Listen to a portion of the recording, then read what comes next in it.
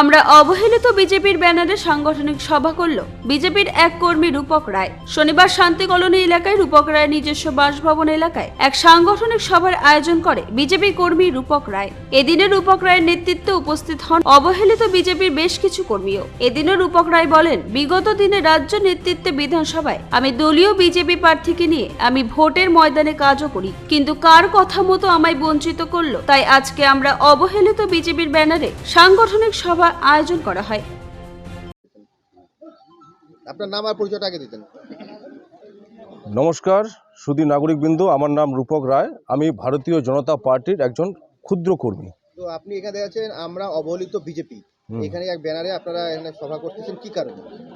আপনারা সবই জানেন, আমি মান অভিমান ভুলে ভারতীয় জনতা পার্টিতে প্রত্যাবর্তন করি এবং দলীয় প্রার্থীকে স্বীকার করে রাজ্য নেতৃত্বের নির্দেশে প্রার্থীর সাথে নির্বাচনী প্রচারেও যাই।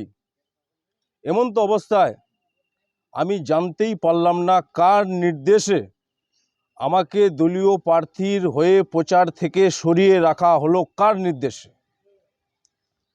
ভারতীয় জনতা পার্টি করার অপরাধে আমি 3 মাস জেল খেটেছি। মানছি আমার ব্যক্তিগত কিছু ভুল ত্রুটি থাকতেই পারে, কিন্তু আমি কোনো দিনও ভারতীয় জনতা পার্টির নীতি এবং আদর্শের বাইরে যাইনি। রইল বাকি 2024 সালের লোকসভা নির্বাচন।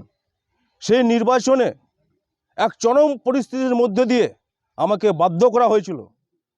এক প্রাণ সংশয়ের মতন আশঙ্কাজনিত অবস্থায় আমি মনোনয়নপত্র দাখিল করতে বাধ্য হই।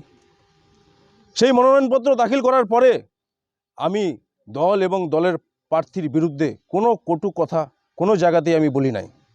তো এখন বর্তমানে এই 26শে বিধানসভা নির্বাচনে আমি জানতে চাই যে কার উঙ্গলি হিলনে আমাকে প্রার্থীর সাথে প্রচার পর্বে থেকে দূরে সরিয়ে রাখা হলো, কার নির্দেশে, এটা আমি জানতে চাই। কালিয়াগঞ্জ থেকে ভাস্কর রায়ের রিপোর্ট, কুলিক নিউজ।